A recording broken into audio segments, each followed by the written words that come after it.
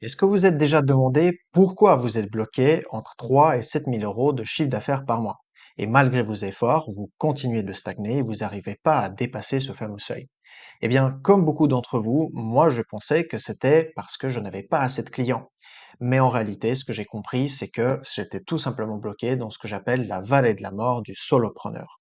Bonjour, je m'appelle Michel. Je suis solopreneur depuis 8 ans et j'accompagne des freelances, coachs et consultants qui publient en ligne à briser leur plafond de chiffre d'affaires sans travailler plus de 35 heures par semaine.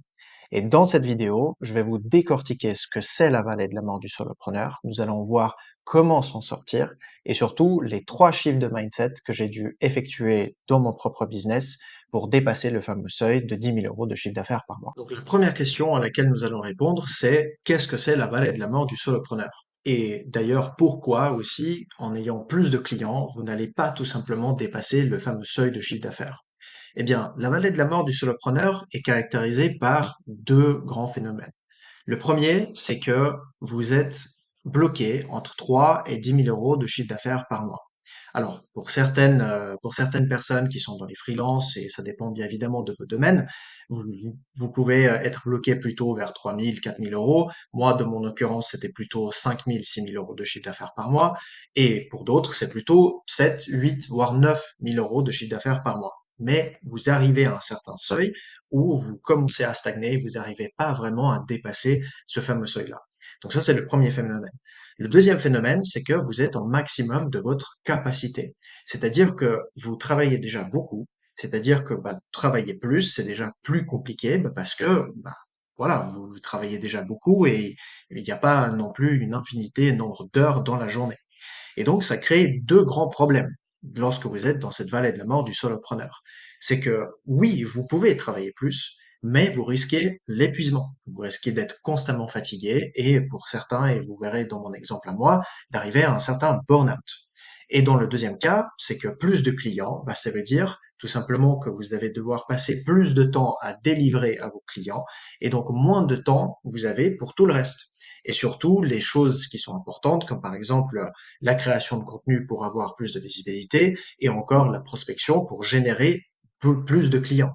Et donc, vous avez moins de temps pour tout ça. Et donc, voilà, vous restez dans ce fameux creux que vous voyez ici dans la petite image que je vous ai préparée. Vous restez dans ce creux, vous n'arrivez pas à vous en sortir. Se pose la question, c'est comment s'en sortir? Maintenant, avant de vous partager tout de suite le plan d'action et comment le faire, j'aimerais vous partager les 3 chiffres de mindset que moi, personnellement, j'ai dû effectuer et que j'ai dû revoir ma manière de travailler et ma manière d'aborder le business pour pouvoir mettre en place tout le plan d'action que je vous ai préparé.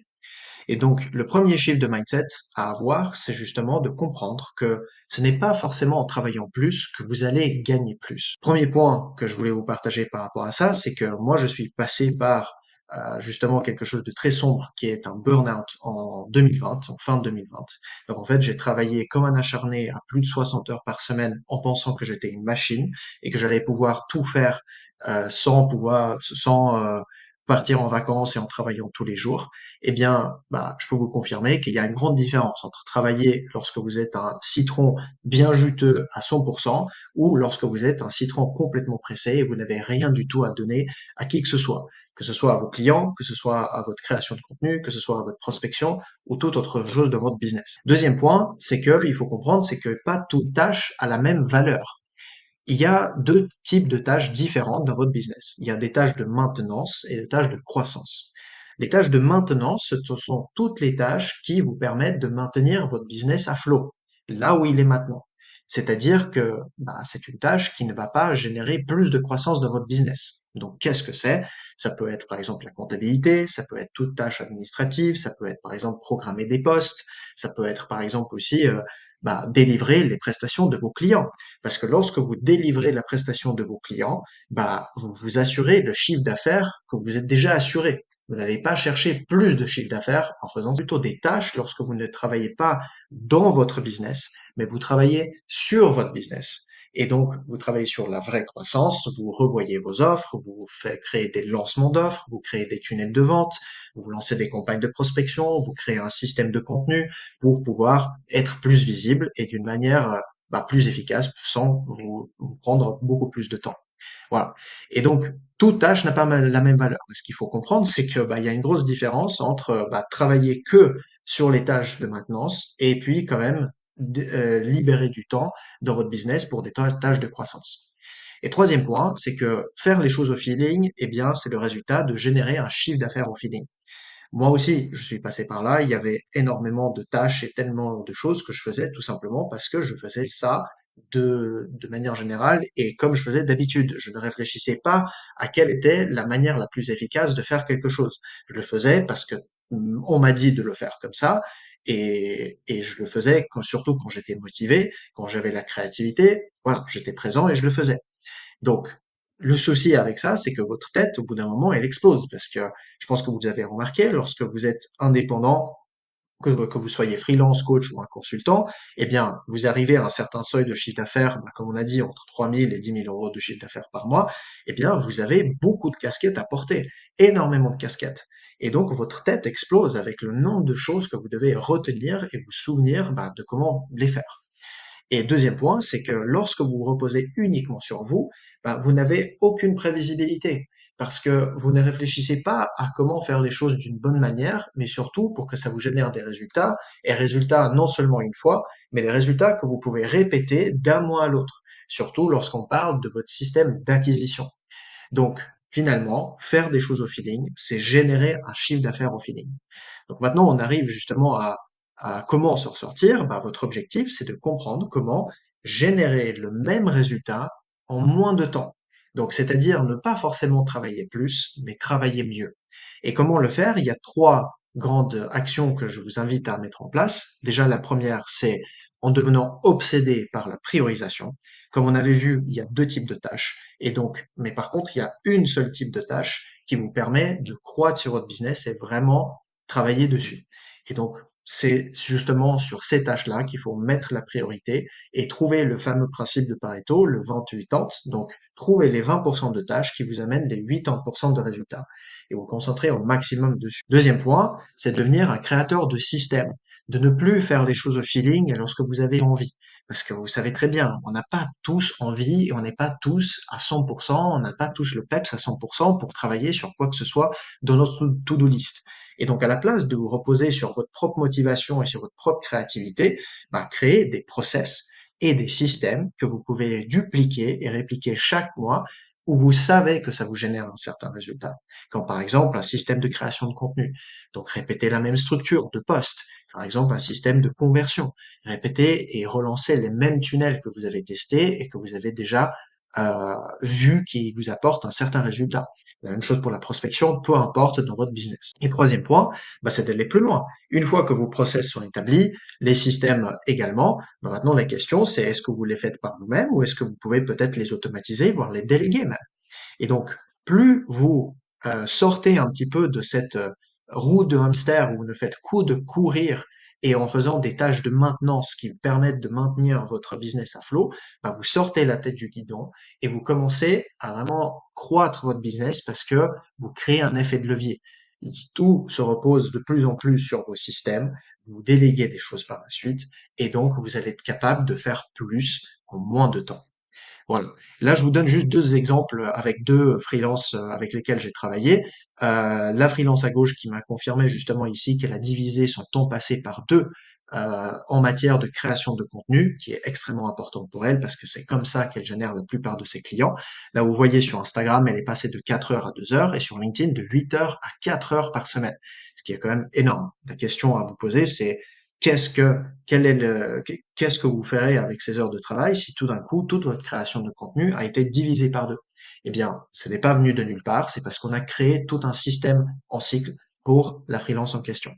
Et l'autre freelance ici, elle m'a confirmé justement que de revoir sa priorisation, de voir cette idée de tâches de maintenance et tâches de croissance, qu'elle a pu revoir ses anciennes habitudes et d'être plus efficace dans son travail. Surtout que cette freelance-là, elle ne voulait pas travailler 5, 6 ou 7 jours par semaine comme la plupart des entrepreneurs, elle voulait travailler 4 jours par semaine et pas plus.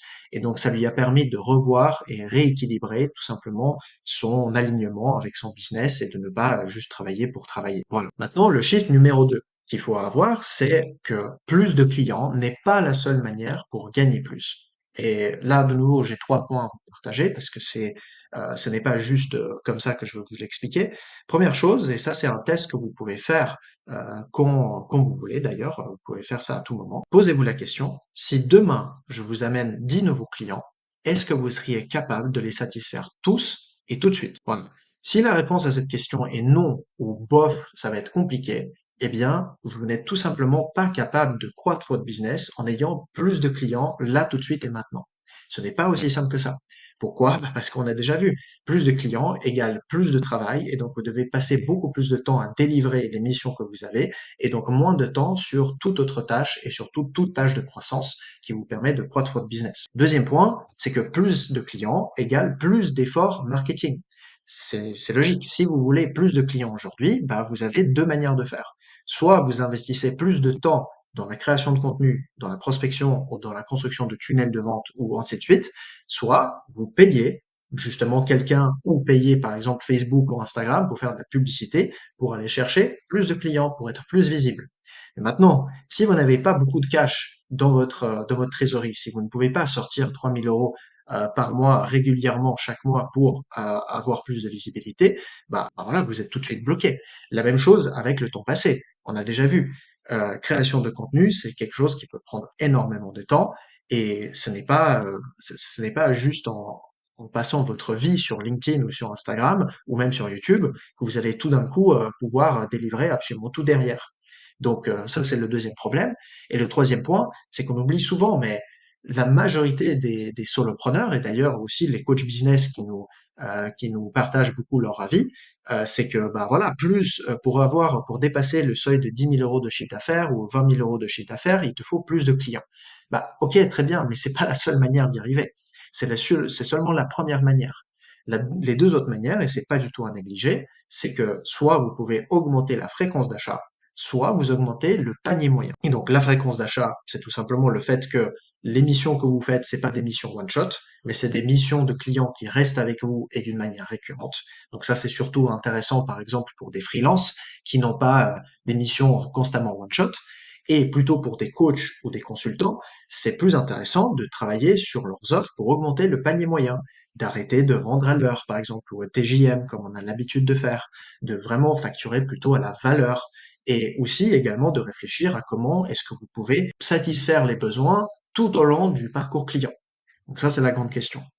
Et justement, c'est une bonne transition vers l'objectif pour vous et le plan d'action, c'est de comprendre comment générer plus de résultats pour chaque heure travaillée. Et finalement, donc, maximiser son business model actuel ou carrément de le changer pour qu'il vous puisse vous permettre de dépasser votre plafond. Et là, il y a trois manières de le faire. Soit vous arrêtez de vendre vos heures de travail et donc vous décorrélez votre temps passé avec votre chiffre d'affaires. Donc vous vous posez artificiellement tout simplement une limite si vous faites ça. Et donc c'est un travail sur le repackaging de l'offre, sur l'upgrade de votre offre et faire en sorte que vous avez toute la valeur nécessaire pour délivrer des bons résultats clients, mais sans que ce soit impactant aussi vis-à-vis du pouvoir d'achat de vos clients. Ça aussi, c'est important à prendre en compte. Voilà, donc ça c'est le premier point. Le deuxième point, c'est en diversifiant vos offres. Donc en n'ayant pas juste une seule offre à promouvoir, mais en ayant un peu de tout pour tous les goûts. C'est-à-dire que lorsque vous générez un certain nombre de prospects, par exemple, je sais pas, vous générez 10 prospects en un mois, eh bien, vous, je pense, vous pouvez remarquer qu'il n'y a pas tous les prospects qui ont le budget capable de vous payer pour votre offre principale. Et donc, la question se pose, c'est comment faire en sorte pour que ces personnes-là qui ont un peu moins de budget bah, puissent quand même profiter de votre plus-value et bénéficier de votre expertise. Et donc, comment le faire? Bah, c'est en construisant plusieurs offres à des plus petits prix, un moyen prix, et puis votre offre à étiquette, comme ça vous avez toute la variété. De cette manière-là, vous pouvez soit downsell, soit upsell votre client en fonction de son budget. Très simple, et ça vous permet de le faire, donc augmenter votre chiffre d'affaires sans augmenter votre effort marketing. Très très intéressant. Troisième point, c'est en construisant des offres en fonction du parcours client. Et là, je peux vous faire juste un tout petit dessin ici. Ce qu'il faut comprendre, c'est que le parcours client, il est linéaire, comme ça. Il va comme ça. Et en fait, il y a des différents seuils. C'est que le prospect au début, il vient vers vous avec un certain problème. Donc, problème ici, comme P, et puis vous lui apportez S comme solution. Très bien. Mais lorsque vous lui apportez une solution, et la personne est contente, bah vient souvent un nouveau problème. Et c'est quelque chose qui ne s'arrête jamais. Donc ça crée un problème numéro 2. Ensuite, vous lui apportez une deuxième solution. Ça crée un nouveau problème numéro 3. Vous lui apportez une nouvelle solution. Le seul problème, c'est que beaucoup de freelance, coachs et consultants, ils n'ont pas de deuxième solution. Ils n'ont pas de troisième solution. C'est juste la première, et puis dès que c'est fini, bah c'est fini, la relation se termine, et puis vous comprenez, j'imagine bien, que c'est bien dommage de fonctionner comme ça. Voilà. Maintenant, ah oui, juste petite chose aussi, c'est que je vous donne juste un exemple avec une de mes clientes que j'ai accompagnée récemment, justement sur le travail de la diversification de ses offres en tant que coach business. Et donc, en tant que coach business, elle avait une offre à 3 000 € qui était classique. Elle avait de temps en temps une offre aussi plus individuelle à 4 000 €. Mais le souci, c'est que bah, justement, il y avait des prospects qui n'avaient tout simplement pas le budget. Et donc, on a réfléchi, bah, comment faire? Et on a introduit des plus petites offres, qui fait que, bah, aujourd'hui, elle a stabilisé son chiffre d'affaires à 15 000 € par mois, justement, en ayant plusieurs petites offres. Et là, l'objectif, justement, que vous voyez sur l'écran, elle me demandait pour revoir son système d'acquisition, pour pouvoir faire des lancements de ces plus petites offres plus régulièrement. Voilà. Et le chiffre numéro 3, c'est que le chiffre d'affaires, c'est bien, mais la marge est roi. Et ici, il y a 2 points que je voulais vous partager. Le premier, c'est que le chiffre d'affaires ne rime pas avec un revenu élevé, malheureusement. Et je pense que vous le savez très bien, mais on oublie, hein. Mais plus de chiffre d'affaires ne veut pas forcément dire plus de revenus, parce que ça dépend de vos coûts. Quels sont les logiciels que vous utilisez, à qui est-ce que vous déléguez, et tout type de coûts que vous avez dans votre business. Donc, plus vos coûts sont élevés, eh bien, plus votre revenu est bas. Voilà. Donc ça, c'est déjà à prendre en compte.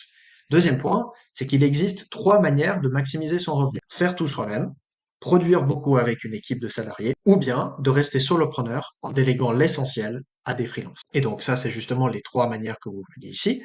Maintenant, la question se pose, c'est quelle est la meilleure manière? Et moi, j'ai testé les 3 et je peux vous donner un retour sur les 3 aujourd'hui. Moi, ce que je vous conseille de faire, c'est justement de voir comment vous pouvez maximiser votre revenu, mais tout en minimisant vos risques et votre charge mentale. Parce que, bah voilà, en tant que business, on peut partir en mode startup, on peut partir en mode je veux créer un empire, mais la question se pose, est-ce que vous avez réellement besoin de créer un empire? Et tous les risques et toute la charge mentale qui vient avec. Souvent, les gens se rendent compte que, effectivement, c'est pas du tout pour eux et qu'il y a une manière d'avoir un business solide qui vous permet de profiter de votre famille, de vos amis, d'être suffisamment libre dans votre travail, mais sans non plus avoir des énormes responsabilités d'un CEO d'une boîte de, je sais pas, 10, 50, voire 100 employés. Et donc, justement, lorsque vous arrivez à un stade où vous avez des process, des systèmes à mettre en place, la question arrive, bah, comment est-ce que vous déléguez ou est-ce que vous faites tout par vous-même? Eh bien, moi, ce que je vous conseille, c'est bah, déjà de comprendre la différence entre la délégation exécutive et la délégation créative, parce qu'il y a une grande différence là-dessus. Et les gens partent souvent lorsque mes clients font appel à moi, je me rends compte qu'ils partent dans la mauvaise délégation, la délégation créative. La délégation créative, c'est lorsque vous déléguez des tâches créatives, où il y a vraiment besoin d'une expertise et d'une créativité pour les faire. Donc, par exemple, vous créez toute une stratégie de contenu, ou d'écrire vos posts à votre place, ou de prospecter à votre place et de créer tout un tunnel de vente à votre place. Tout ça, je pense que vous le savez déjà maintenant, c'est quelque chose qui coûte extrêmement cher, et c'est pas du jour au lendemain que vous tombez sur quelqu'un qui est vraiment fort et qui est capable d'amener des résultats. Donc vous prenez énormément de risques comme ça. C'est pour ça que je vous conseille de plutôt commencer par la délégation exécutive, qui est tout simplement une délégation des tâches purement opérationnelles qui sont déjà processisées et qui rentrent déjà dans vos systèmes qui fonctionnent. Donc très simple. Vous déléguez par exemple l'ajout de nouvelles connexions, la relecture de vos postes, la programmation de vos postes, la comptabilité, les montages de vos carousels, des trucs extrêmement simples, mais finalement vous pouvez trouver énormément d'heures de travail là-dedans que vous faites, et finalement déléguer ça à quelqu'un sans prendre énormément de risques. Et donc, on arrive à la conclusion finale, c'est quoi le meilleur modèle? Eh bien, moi, je vous ai tout simplement décrit la différence entre ces modèles pour que vous compreniez quel est l'avantage et les inconvénients de chacun. Si vous faites tout par vous-même, bah, votre revenu est moyen. Parce que vous savez déjà très bien que vous ne pouvez pas dépasser un chiffre d'affaires trop élevé, mais en même temps, vous n'avez pas extrêmement de coûts bah, parce que vous êtes tout seul dans votre boîte, donc c'est juste l'essentiel que vous avez comme coût. Et puis, voilà, donc vous avez un revenu moyen, ce qui est très bien. Maintenant, deuxième point, c'est que le risque, bah, à ce moment-là, il est faible également. Donc ça, c'est un point positif, c'est que vous n'avez pas beaucoup de risques à déléguer des choses aux autres, donc tout se repose sur vous. Mais là vient le gros problème de ce business model, c'est que la charge mentale est absolument énorme. Votre tête explose, et même en étant tout seul, bah, vous êtes tout simplement bloqué, vous ne pouvez pas partir en vacances bah, sans mettre en péril votre business. Le deuxième point, c'est l'autre extrême, c'est de déléguer et de créer une équipe et une équipe de salariés. Donc votre revenu reste moyen parce que vous avez peut-être plus de chiffre d'affaires, parce que vous avez plus de capacité, mais vous avez beaucoup plus de coûts. Mais à ce moment-là, votre risque est élevé bah, parce que bah, les salariés dépendent de vous et c'est important que les salariés, bah, vous devez les payer. Et la charge mentale reste moyenne, voire grande, parce que vous devez aussi les gérer et les manager. Donc, pas idéal non plus si vous cherchez la liberté et le minimum de charge mentale.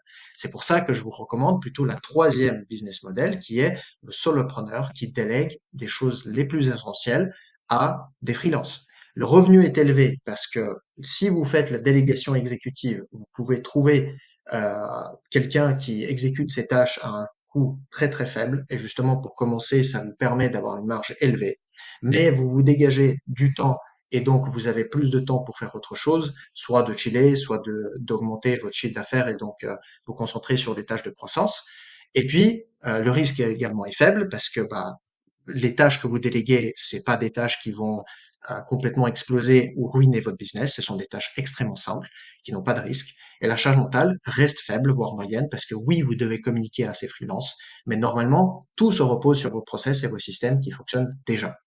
Et donc, dernier point que je voulais vous partager ici, c'est justement cet exemple d'une cliente que j'ai accompagnée qui, de base, voulait déléguer à 2000 euros par mois à une OBM. Moi, je lui ai dit, mais non, on construit d'abord les process, on construit des systèmes et ensuite on voit quelles sont les tâches exécutives qu'on délègue là-dedans. Et finalement, cette freelance en question, elle a délégué plutôt pour 300 euros par mois et non 2000 euros par mois, alors que de base, elle faisait 5000 euros de chiffre d'affaires. Donc voilà, j'imagine que vous pouvez comprendre la transformation colossale que celui a fait sur son business. Voilà. Je vous termine avec cette vidéo avec quelque chose que je voulais vous partager, très important à comprendre, c'est que ici, j'essaye de résumer l'ensemble de choses, mais tout business est différent. Si vous souhaitez voir, comprendre quel est votre blocage numéro un et construire un plan d'action personnalisé, je vous ai préparé un petit test du solopreneur qui s'appelle Quiz du solopreneur signature que vous pouvez trouver dans la ligne de description et le passer pour construire votre plan d'action qui est personnalisé